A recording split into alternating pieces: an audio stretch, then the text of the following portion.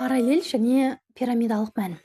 2017 жылы Түркістан облысына қарасты аудандарды аралап, мектеп мұғалімдерімен психологтарға лекция оқып жүрміз.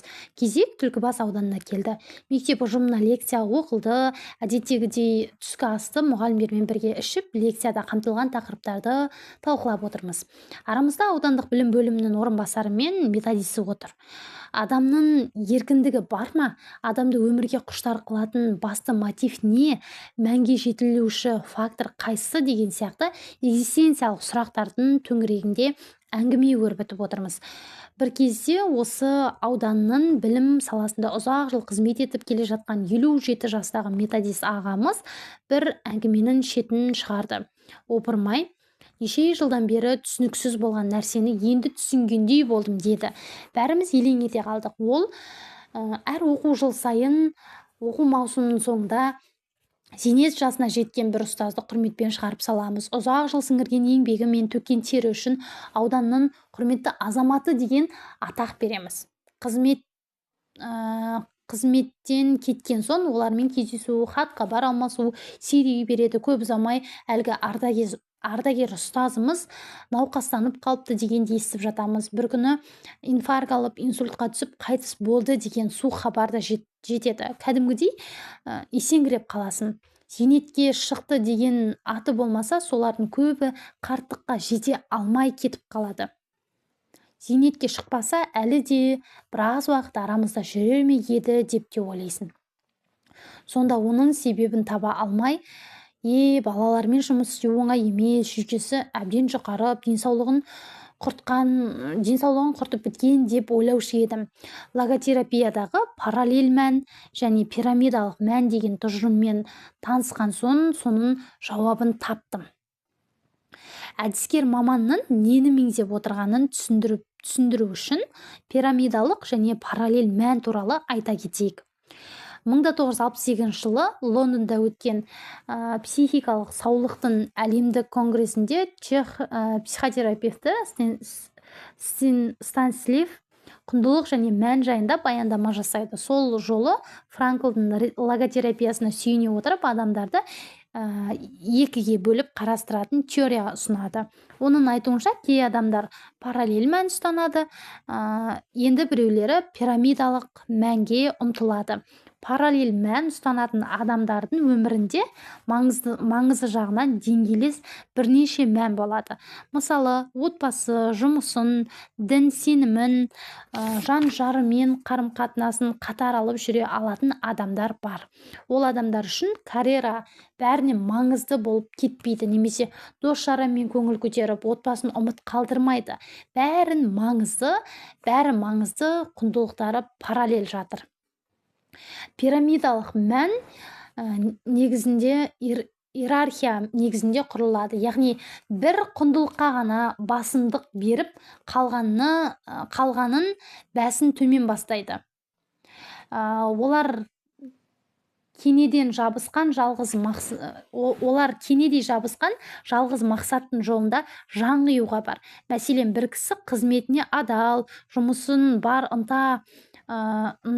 ынтасымен атқару мүмкін, бірақ бала-шағасы күтімсіз, ата-анасын ұмыт қалады, туыс-туған, дос-жаранмен арақатынасы үзіледі.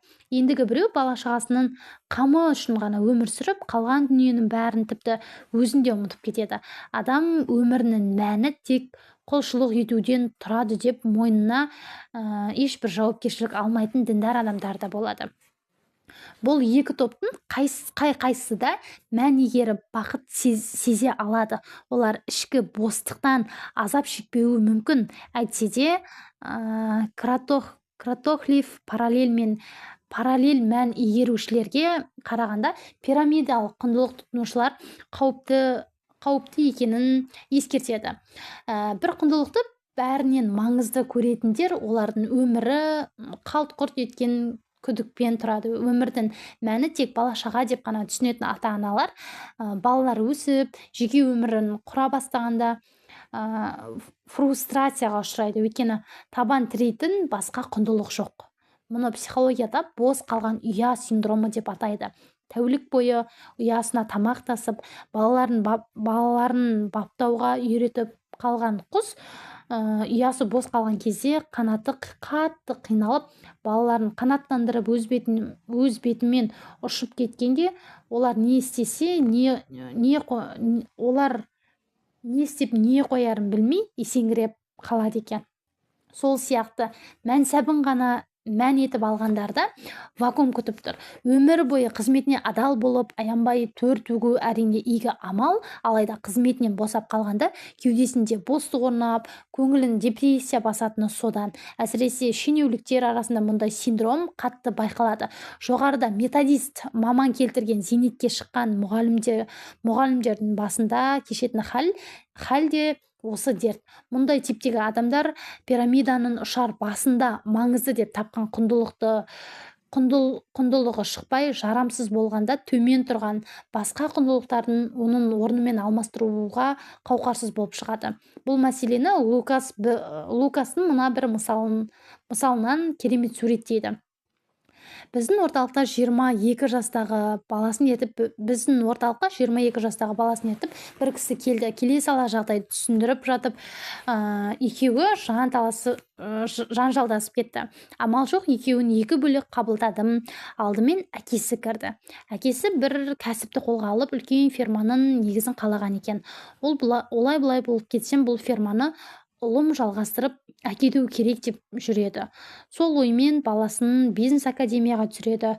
Баласы академияны бітірген соң беделді бір фермада тәжірибеден өтеді, бірақ бизнеске қызығушылығы оянбайды.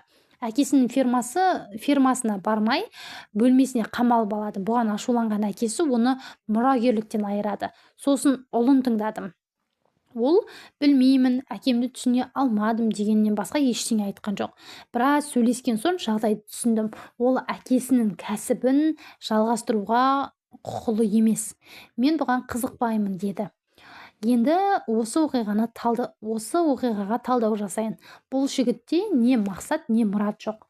Ал ол әлі жас, өзіне сенімсіз. Ал әкесі нақты өмірлік мақсаты бар. Сол мақсатты баласына таңып бергісі келеді. Көп жағдайда бір адамға мән болып көрінген дүние екінші адамға құндылық бола алмайды. Тіпті өзінде құндылық болмай, біреудің дайын мақсатына жабысса да оны тез жоғалтып алады. Сондықтан бұл жанжалға негізгі проблема әкеден туып тұрғанын түсіндім.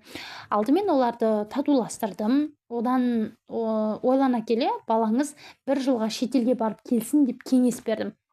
Бұл сапар оған есін жинап, мақсаттарын айқындап алуға көмектесуі мүмкін. Бірақ бұл саяхаттың мақсаты көңіл көтеру, қыдырып қайту емес. Bir жағы ел аралап, жер көрсе, екінші жағынан жұмыс істейді. Өмірлік бағытын айқындайды, ойлансын дедім. Қайтып келген соң өзінің таңдауын айтады. Не әкесінің фермасын қолға алады, не өз жөнімен кетіп басқа жұмыс істейді. Бұл ұсынысқа екеуі де келісті. Бала болашақ бағытын, мақсатын айқындап келуі керек. Қандай таңдау жасаса да, әкесі оған құрметпен қарауға уәде берді. Бұл ұсыныс екеуіне де тиімді еді. Әрине, әкесін көндіру, оның келісімін алу оңай шаруа болған жоқ. Әкесінің құрған бизнесі пирамидалық құндылық, пирамидалық сатының ең төбесінде орналасқан. Бала одан бас тартса, ферма отбасының мұралығында қалмайды. Оны сату керек болады. Әкесі қартайған сайын пирамидалық құндылықтың мәні көмескілене береді. Өмір бойы тер төгіп осы бизнесті құрып еді. Соның бәрі еш болады ма деп өзінен сұрайды. Мұның соңы торығуға алып келеді. Мен баланы әкесінің жұмысын жалғастыруға көндіре алмадым, бірақ әкесіне құндылықтар жүйесін қайта қарауға кеңес бере алдым. Бұған дейін төмен бағаланған құндылықтарды көтеріп, пирамидалық структурадан параллель жүйеге ауыстыру қажет. Сонда ғана ол кісінің құндылықтың фанаты болмай, бірнеше мәнді қатар игереді. Әкесінің өмірлік мәні мен ойлағаннан да төмен құлдырап кетіпті. Оны тығырықтан шығару жолын іздедім. Бірнеше рет қабылдауға шақырдым. Әр қабылдауда оның басқа қызығушылығын, хоббиін, армандарын талқыладым. Сөйтсек, кішкентай кезінде асыл тұқымды иттерді қатты жақсы көріпті.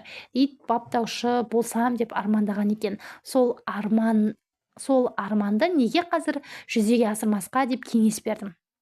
Ол кеңесіме құлақ асып кірісіп кетті. Асыл тұқымды ит бағатын бір досы бар екен, соған қаржылай көмектесіп тұратын болды.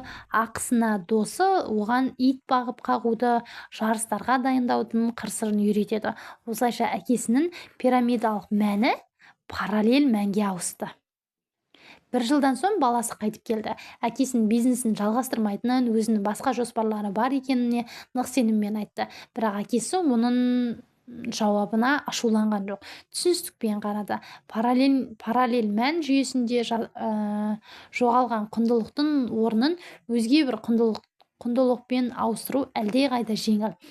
Біреу өзіне мән сыйлап тұрған жұмысынан қол үзіп қалуы мүмкін, бірақ ол сүйікті хоббимен айналысып, келесі бір бағытпен құндылықтың өндіруге кірісіп кетеді. Бала шағасы есейіп, өз жөнімен кеткен параллель мән ұстаған ата-ананың кеудесін бостық кернейді. Өзін жастайынан арман болған бір іске арнайды. Туыс-туған дос-жарымен арадағы үзілген байланыстарды қайта жалғауға мүмкіндік бар. Оңашада ой бағып, рухани ізденіске түсемін, құлшылығымды түйгендеймін дегендерге қолайлы сәт туады. Бастысы, жүрегінде баладан басқаға да орын табылады. Құндылық әлемі тереңдеген пенденің қоғаммен қарым-қатынасы да үйлесімді болады. Ол тек бала шағасын жақсы көріп, өмірдің мәнін соларға ғана байлап қоймайды. Қызметті де адал атқара алады, хоббиін де ұмытпайды. Тауға өрмелеп шыққанды, билегенді, музыка тыңдағанды жақсы көруі мүмкін. Түрлі танымдағы қалың жұртқа, уайымшыл ата-анаға әуесқой бағбанға, шынайы досқа, шаттанған музыкантқа бірдей түсіністікпен қарайды. Ал тіршіліктің пирамидалық мәнге құрылған адамның жағдайы мұндай емес. Бір құндылықты бәрінен жоғары қойып, оған ең биік немесе ақиқат мән деп айдар таққан фанатизмге бейім келеді. Өмірден торығу қай кезде орын алады? Пирамиданың ұшар басында тұрған негізгі құндылығы күйреп, мәннен көз жазып қалғанда адам үмітсіздікке ұрынады. Кері байланыс эффектісі. Кері байланыс әсері баланың мінез-құлқын тәрбиелеуге таптырмайтын құрал. Мысалы, бір ата-ана мінезі нашар баласын айтып, мектеп психологына шағымданды делік. Психологтың міндеті ата-ананың сөзін қоштай кетіп, баланы қосыла жамандау емес, керісінше баланың жақсы бір қасиеті туралы білетін болса, соны тілге тиек етуі қажет. Сол кезде ата-ананың да баласына қатысты позитивті көзқарасы артып, проблемамен жұмыс істеу жеңілдейді. Баламен жұмыс істегенде ата-ана да, мұғалім де бір нәрсеге сақ болуы керек. Адам ақпаратты интеллектімен қабылдайды, бірақ ол компьютер емес. Алған ақпаратты ой елегінен өткізіп, жеке интерпретация береді. Мұны медицина саласының мамандары жақсы біледі. Мәселен, дәрігер науқастың жағдайы ауыр, жағдайы қиын деп диагноз қойып берсе, бұл сөз науқастың үмітін үзеді. Денсаулығын одан әрі нашарлатып, қауіп-қатер күшейе түседі. Тіпті дәрігер қате диагноз қойған болса да, пациенттің жағдайы нашарлай береді. Немесе керісінше дәрігер науқасқа қатты күшті мықты дәрі деп плацебо береді. Соған сенген науқас біртіндеп сауыға бастайды.